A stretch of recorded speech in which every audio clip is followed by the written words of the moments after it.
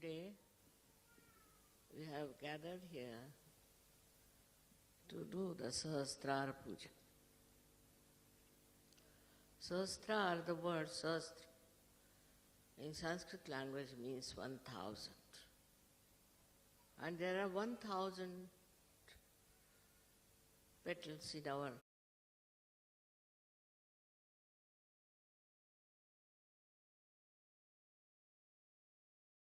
we have gathered here to do the Sahasrara Puja.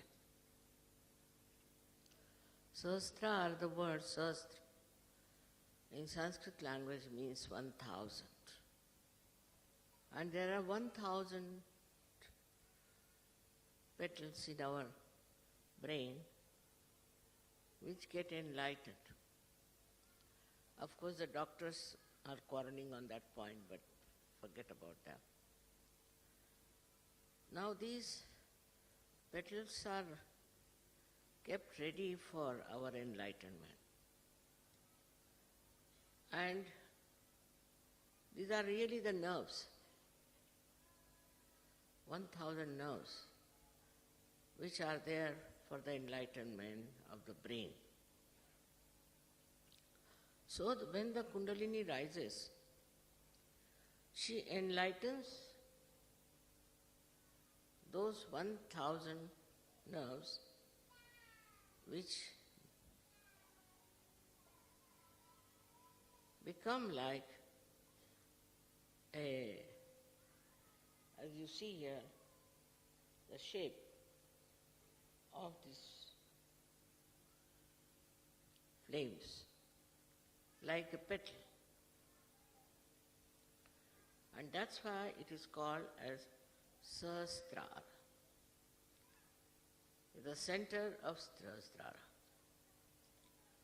In the human beings, it is a very important center, because this is the only center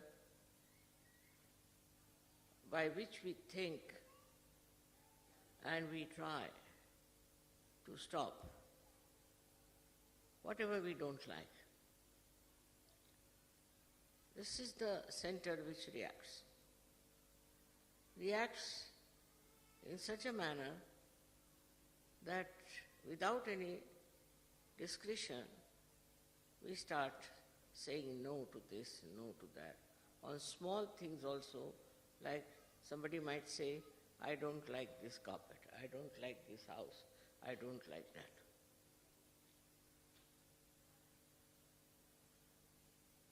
This language itself shows that who are you? First find out. But you cannot become yourself unless and until this Sahasrara, this brain is opened out and the Kundalini becomes with the one with the Param Chaitanya. Before that, you are in complete ignorance about what is good and what is bad. Whatever you think for this brain is good, you do it. But whatever is really good, you do not know. Because you do not know the reality. Now we have to understand the consciousness that we have. Consciousness of being alive, consciousness of so many things we have. And the so-called knowledge we have about everything. All that consciousness is stored near the liver, for your information, by this diaphragm. But then this consciousness starts rising, higher and higher. Then you become aware. In the evolutionary process, you become aware of things. Without going through your brain, you just become aware. And how? Not by thinking, not by understanding or seeing, but you become aware because your brain has now started working in a manner that's very, very sensitive. So you just become aware of some sort of a fear or maybe some sort of a goodness or anything. But it goes even further. The growth of consciousness, which becomes aware, goes further, where you start liking a person or disliking a person. But still it's nothing definite and sure. You dislike a person because he has a particular type of a face, maybe eyes or one maybe anything. Or maybe because you have known somebody who has been very nice. So you start transferring that image onto others. With these transferred images, you can hate or love someone. Then you start saying, I hate this, I hate that, which has no actually substantial meaning. You hate it because perhaps maybe such and such person looks like somebody. Now you go further with it, then you see that such and such person, now I'm not talking about things, but about persons. Such and such person has done this harm to me, something positive. So you start feeling that you should hate that person. Now you start hating that person. With that hatred, you develop new faculties how to harm that person. Then you start thinking how to destroy that person, how to make his life miserable.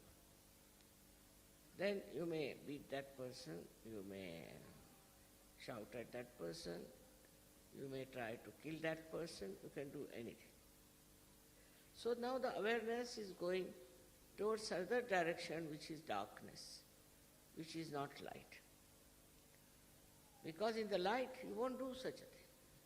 In the light you see everybody is sitting, you know how far you are, where you are sitting. If you want to go out, you know how to walk out. But when in the darkness you are there, you just don't understand. And you go on behaving in a manner which cannot be explained otherwise, except that because you are a human being. Animals don't do that. Animals have limitation. The animals, if they find something wrong, something absolutely harmful to them, then they will attack or run away. But they do not carry a kind of a hatred or anything, but they can carry the impression of fear, could be of some sort of a harm done to them. But human beings are not like that. Human beings don't have any particular reason as such to hate someone. But why it works out? Because they are involved in their ego. Egoistical person feels that he has a right to do what he wants to do.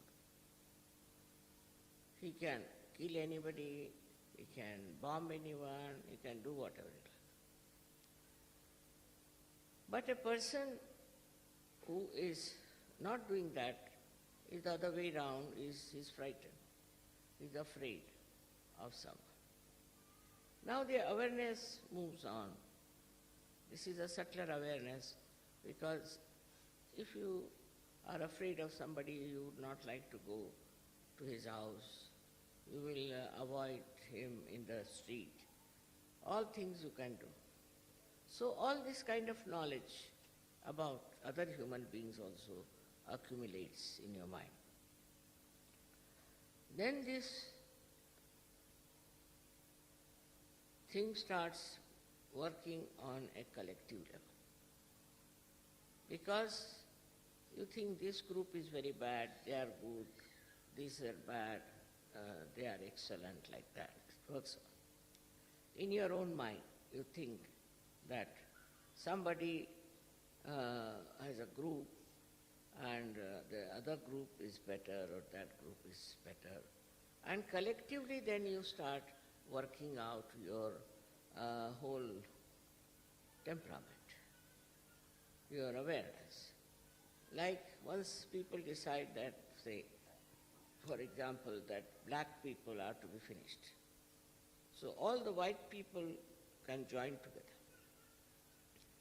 Or like at the time of Hitler, he decided that all other human beings but Germans were useless. So he gathered people around his thought and ideas, and this collective awareness just comes to, I don't know how, but it enters into the minds of men. They never challenge it, they never ask it whether it is correct or not.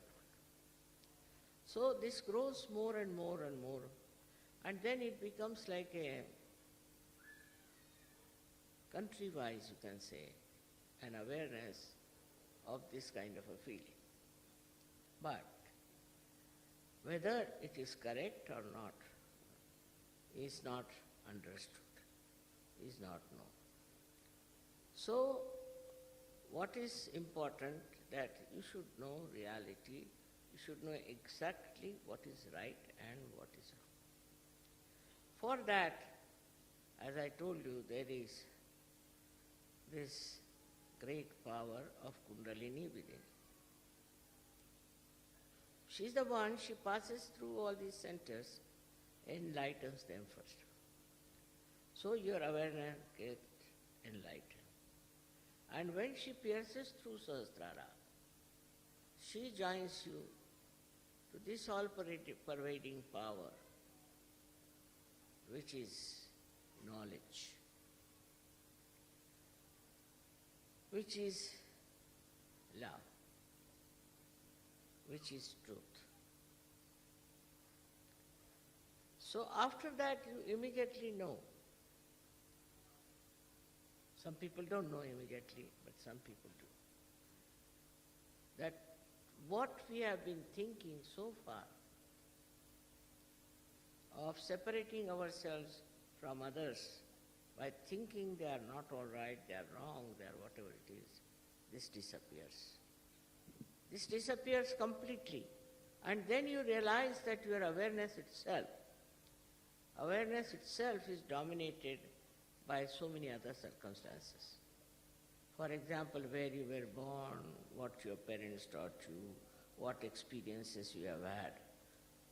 And then you realize that it was all wrong because it's not reality. Whatever feelings you have, whatever ideas you have about another person or about other nation, all of them are not correct. Because now your Sahasrara is awakened, that it is connected now to the all-pervading power. So this starts flowing into you. This, I should say, enlightened awareness. It starts flowing down into your being, in your brain, and then on your nerves. You can feel that awareness. Now, once you want to know about something, whether it is right or wrong, absolute right and wrong, it's not question of relative. You just have to put your hands towards that person or towards that thing or whatever it is. Immediately on these vibrations you will know. So what are these vibrations? This Parama Chaitanya, we call it Brahma Chaitanya, which starts flowing through your fingertips. Now you start feeling what chakras they are catching, whether they are right or wrong. And your discretion improves immensely. The brain, which was putting you in delusions and wrong type of life, immediately corrects itself. For example, I am walking in a place with my eyes closed, and there is a big ditch. I can't see it. I'm just walking. And suddenly I open my eyes and see the ditch. Immediately I know it's wrong and I give up and come out. In the same way it happens to you. When your sahasrara is enlightened, whatever you had gathered knowledge, whatever you think was right, whatever was your dream and your aims of life, all these aspirations, they melt away. And then you take to reality and you start seeing the reality of everything. Unless and until you see that reality, you will be going with other crowd. These people are saying so, so let's do